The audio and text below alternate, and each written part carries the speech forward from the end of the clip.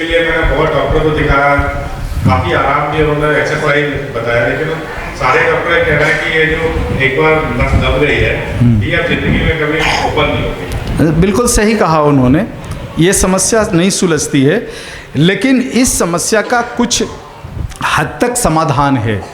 एक तो समाधान है कि आप लटकने का व्यायाम कीजिए, और दूसरा समाधान है कि गौवंश के दूध का दही में चूना मिला करके खाइए, तो इसमें आपको 80% तक रिलीफ मिल जाएगा। और फिर औषधि लेंगे तब उससे तो और भी ज़्यादा होगा। ये तो उपाय बता रहा हूँ कि जिसको आप बिना किसी एक्सपर्ट के मदद से कर सकते हैं। प्रतिदिन 200 ग्राम मलाई वाला दही में एक जीरा के बराबर या आधा मूंग के दाने के बराबर जो है कली चूना मिलाइए और खाली पेट खाइए, इसमें आपको बहुत आराम मिलेगा। धन्यवाद। गुरुदेव नमस्ते, जय श्री राम। हाँ जी।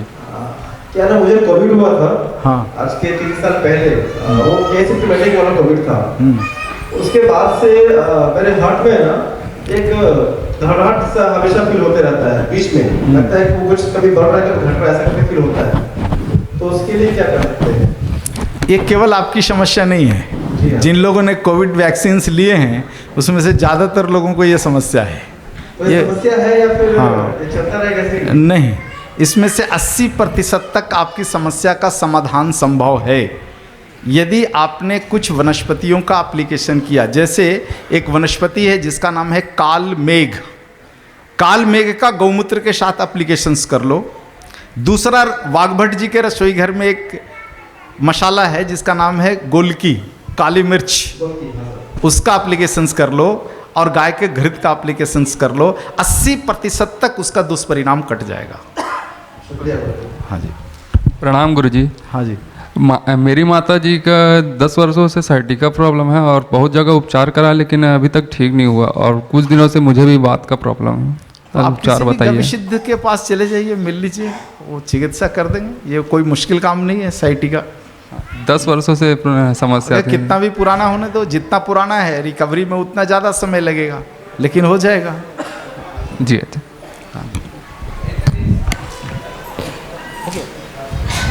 जय गुरुदेव।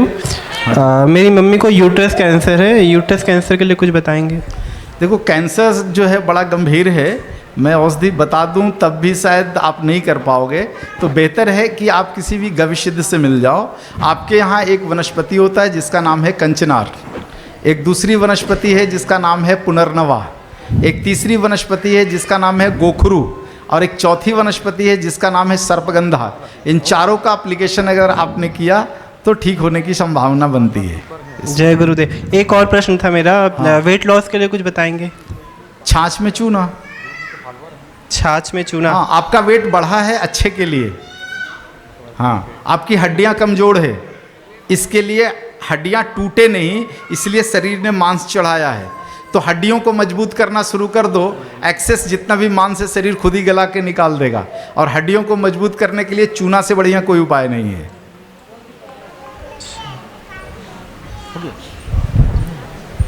प्रणाम गुरुदेव। मेरे को ना 10-15 साल से माइग्रेन का प्रॉब्लम है गुरुदेव। हाँ। और अभी कोविड के बाद से ना वो बहुत बढ़ गया है, जिसके कारण से मेरा काम इन जनरली लैपटॉप और मोबाइल्स में ही है, तो वो काम करने में मेरे को बहुत तकलीफ होती है। हाँ जी। और हल्का हल्का ना अभी लास्ट 6 महीना 1 साल से ऐसे हल्का हल्का घूमता है उसके माइग्रेन के कारण से। गौमूत्र का सेवन कीजिए, और एक घृत आता है जिसका नाम है पंचगव्य घृत, ये किसी भी गविसिद्ध के पास मिल जाएगा। रात को सोते समय दोनों नाक के छेद में 3-3 बूंद डाल करके सो लो, अधिक से अधिक 3 महीना में किसी भी तरह का माइग्रेन खत्म होता है। धन्यवाद गुरुदेव। हाँ जी।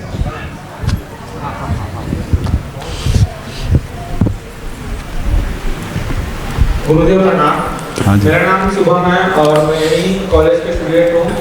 गुरुदेव मेरे को पूछना है कि एक बोलते हैं कि वो प्रेग्नेंट गाय है जिसका गोमूत्र नहीं होना चाहिए, तो वो सही है कि गलत? एक वो सर लास्ट कर दो उनको। जैसे कि हम लोग बीज उपचार करें या फिर कुछ और करें, तो उसके लिए भी केवल रसायन है, तो अगर हम लोग गोमूत्र से उपचार करें तो वो कैसा रहेगा?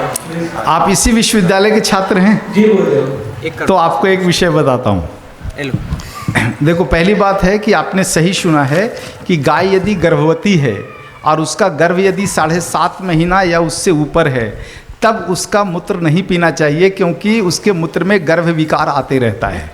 और गाय यदि बच्चा दे दी है तो पहला 30 दिन का गौमूत्र नहीं लेना चाहिए, क्योंकि गर्भाशय का कचरा जो है वो थोड़ा थोड़ा निकलते रहता है, तो नहीं लेना चाहिए। ये बिल्कुल सही सुना है आपने, ठीक है। दूसरा जो है बीज संस्करण का जो है, इसमें एक प्रश्न आपसे करता हूँ मैं। हमारे पेट के अंदर, पेट आमाशय का टेम्परेचर कितना होता है? अधिक से अधिक 40 डिग्री सेंटीग्रेड। और गाय के पेट के अंदर का तापमान कितना होता है? 60 से 70 डिग्री सेंटीग्रेड। यदि किसी बीज को हम खा लें और खेत में जाकर के संडास कर दें, वो बीज उगेगा? बताओ, कभी नहीं उगेगा। लेकिन उसी बीज को गाय को खिला दो तो गाय के पेट से जब वो निकलेगा गोबर के माध्यम से और खेत में जाएगा, गोबर सूखेगा और वर्षा ऋतु का जल आएगा, तब वह बीज जरूर उगेगा।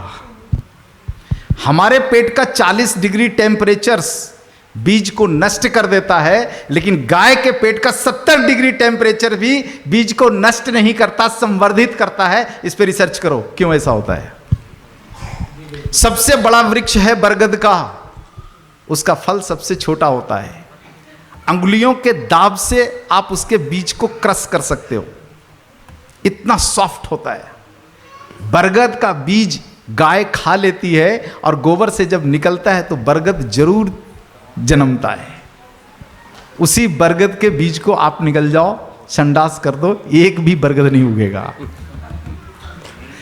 आपके लिए शोध का विषय मैं छोड़ता हूं कि गाय के पेट का टेम्परेचर 70 डिग्री होते हुए भी कोई बीज क्यों नहीं बर्बाद होता, और मनुष्य के पेट का टेम्परेचर 40 डिग्री होने के बाद भी हर बीज बर्बाद हो जाता है। इस पर थोड़ा रिसर्च करना, फिर कभी मुलाकात होगी तो पूछूंगा। इसलिए देखो, किसी भी बीज का अगर उत्तम संस्कार करना है तो उसमें आप गौमूत्र में बीज को डुबाइए और धूप में सुखा दीजिए, बीज संस्कारित हो जाता है। एक भी बीज फेल्योर नहीं हो सकता। हाँ, ये जो जितने भी बीज मैं लाया हूँ आप ले जाओ, ये सारे गौमूत्र से संस्कारित किए हुए बीज हैं। इस बीज का सेल्फ लाइफ 3 साल है। आपने साइंस में पढ़ा होगा कि बीज का सेल्फ लाइफ 1 साल होता है, लेकिन गाय के गौमूत्र से संस्कारित बीज 3 साल से लेकर 5 साल तक उसका सेल्फ लाइफ होता है। किसी भी बीज को गाय के गोबर में मिला करके धूप में सुखा करके रख दो, 11 साल तक उसकी अंकुरन की शक्ति बर्बाद नहीं होती। अब ये आपके लिए रिसर्च का विषय छोड़ के जाता हूं कि क्यों नहीं होता बर्बाद। गौ माता के चरणों में हाँ जी, गौ माता के चरणों में प्रणाम करते हुए स्वामी जी के चरणों में प्रणाम मेरा। हाँ। जैसा कि छत्तीसगढ़ हमारा प्रांत जो है वनाच्छादित है, वनौषधि बहुत पाई जाती है। हाँ जी। तो गव्य के साथ, पंचगव्य के साथ में वनौषधि के बारे में किस ढंग का एक कार्य बड़े पैमाने पर हो सकता है, ये थोड़ा सा इस बारे में प्रकाश डालें। बिल्कुल हो सकता है, बहुत बड़े पैमाने पर हो सकता है, क्योंकि देखो बहुत सारी वनस्पतियां हैं जो छत्तीसगढ़ पूरे भारत को सप्लाई करता है। और सबसे जो दुखद बात है कि यहाँ की जो वनस्पतियां हैं इस पर ड्रग्स माफिया का पूरा कब्जा है, जो आपके डोमेस्टिक मार्केट में आता ही नहीं। आप सबसे ज़्यादा सप्तरंगी उत्पादन करने वाले हो, लेकिन आपके छत्तीसगढ़ के किसी भी औषधीय दुकान में सप्तरंगी का जड़ नहीं मिलेगा, क्योंकि पूरे ड्रग्स माफिया पूरे के पूरे जंगल को कब्जा करके खरीद करके लेकर के जा रहे हैं। तो ये तो विडंबना है कि जिस राज्य में वनस्पति है उस राज्य के लोगों को वनस्पति नहीं मिल रहा है। गाय 43 तरह की वनस्पति का भक्षण करती है गाय। हाँ, तो अनुभव करवाना क्या, और उस 43 तरह के वनस्पतियों का भक्षण करके 3 चीजें निकालती है, मधुर रस, कसाय रस और गोमेज जो भूमि तत्व है, और इसीलिए उससे चिकित्सा होती है। इसलिए गौमूत्र के बारे में आयुर्वेद क्या कहते हैं, गौमूत्रे धनवंतरी। धनवंतरी मतलब क्या? आयुर्वेद के भगवान, आयुर्वेद का देव, आयुर्वेद का मूल कहाँ बसता है? गौमूत्र में बसता है। तो जिस दिन आयुर्वेद के लोगों ने गाय गौमूत्र को छोड़ा, उस दिन से इनका प्रलय शुरू हो गया है। तो आयुर्वेद को यदि पुनर्जीवित करना है तो आयुर्वेद का जो पहला सिद्धांत है गौमूत्रे धनवंतरी, जिस दिन आयुर्वेद ने गौमूत्र को धारण किया, गाय को धारण किया, उस दिन से उनकी श्रेष्ठता फिर सिद्ध होना शुरू हो जाएगी। ये लास्ट है तो जितने भी गव्य देखो, सिद्ध है ना आप लोग वनस्पति सब फ्रंट में गाय के माध्यम से दिए लेंगे तो शोधित रूप में मिलता है। गाय को कोई वनस्पति खिला दो और उस वनस्पति को खिलाने के बाद उस गाय का दूध पी लीजिए तो शोधित रूप में वनस्पति औषधि के रूप में हमें मिलता है। गौमूत्र में शोधित रूप में मिलता है। और सीधे अगर वनस्पतियों का अगर हम प्रोसेस करेंगे तब वो वनस्पतियां टॉक्सिन फ्री नहीं होती, पित्त जनित होती है, जो कई तरह का दुष्परिणाम और विकार उत्पन्न कर सकता है। लेकिन यही वनस्पतियां जब गाय खा लेती है और गाय के माध्यम से जो द्रव्य निकलता है, इस द्रव्य से जब हम चिकित्सा करते हैं तब शरीर जो है पित्त मुक्त हो जाता है, यानी दोष मुक्त हो जाता है। गुरुदेव की चरणों में कोटि कोटि प्रणाम। एक मिनट बस, फिर इसके बाद कंटिन्यू। जितने भी समस्त गव्य सिद्ध हैं सभी यहाँ पे कतारबद्ध हो जाएंगे। जितने भी गव्य सिद्ध हैं जल्दी करेंगे, आप फ्रंट में आके बैठ जाएंगे। जितने भी गव्य सिद्ध, जी पूछिए अपना प्रश्न। मुकुंद को एक सर्टिफिकेट देना है, वो दे देते। ये सर लास्ट गुरुदेव की चरणों में कोटि कोटि प्रणाम। गुरुदेव मेरा नाम शिव कुमार सिन्हा है। हाँ जी। गुरुदेव मेरे रात में नाक में बहुत आवाज आता है, गुरुदेव उसके लिए क्या उपाय है? आप किसी भी गव्य सिद्ध से, यहाँ स्टॉल लगा हुआ है, वहाँ पर नसिकौषधि नाम की एक दवा मिलती होगी, आप उसको ले लीजिए। शायद 150-200 रुपए की होगी, ज़्यादा महंगी नहीं होगी। एक कटोरी में पानी गर्म करना, बोतल को रख देना ताकि वो पिघल जाए, और रात को सोते समय दोनों नाक के छिद्र में 2-2 दिन डाल दो। पहले दिन से ही आवाज़ कम होना शुरू हो जाएगा और शायद बोतल ख़त्म होते होते तक जड़ से ख़त्म हो जाएगा। हाँ जी, हाँ जी। एक बार जोरदार तालियां कि गुरुजी ने आपके समक्ष उत्पन्न हुए होंगे जितने भी समस्याएं होंगी, उम्मीद करते हैं कि वो उसका निदान हुआ होगा। कार्यक्रम को, समय को ध्यान में रखते हुए कि अभी गुरुजी को और भी कहीं जाना है, तो समय को ध्यान में रखते हुए कार्यक्रम को हम गति प्रदान करते हैं। और महामारी शुरू हो जाता है, फिर महामारी शुरू होने के बाद 3 महीने आता है, फिर 2 महीने आता है, फिर 1 साल बाद आता है। तो ये क्या इस विधि से ठीक हो सकता है गुरुजी? बिल्कुल 100%। और ये समस्या छोटी समस्या नहीं है। आज भारत में शहर में रहने वाली 80% बेटियों का मासिक चक्र खराब है। ये केवल आपकी समस्या, आपके यहाँ की समस्या नहीं है, समग्र भारत की समस्या है। और उसके लिए पंचगव्य चिकित्सा विज्ञान में एक औषधि है, यहाँ मिलेगा भी, जिसका नाम है नारी संजीवनी। मासिक धर्म की किसी भी गड़बड़ी को, अनियमितता को, बंद हो जाना, ओवरफ्लो होना, उस समय दर्द होना, किसी भी तरह की समस्या होने दो, सारी समस्या का इलाज एक औषधि में है, नारी संजीवनी। बाहर रखा हुआ होगा, ले लेना।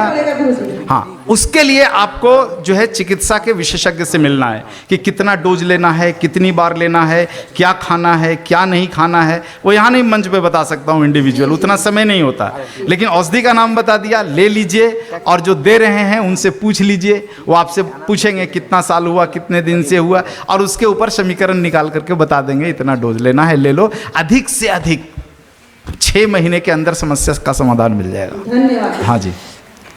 चलिए कार्यक्रम की कड़ी को आगे बढ़ाते हुए प्रमाण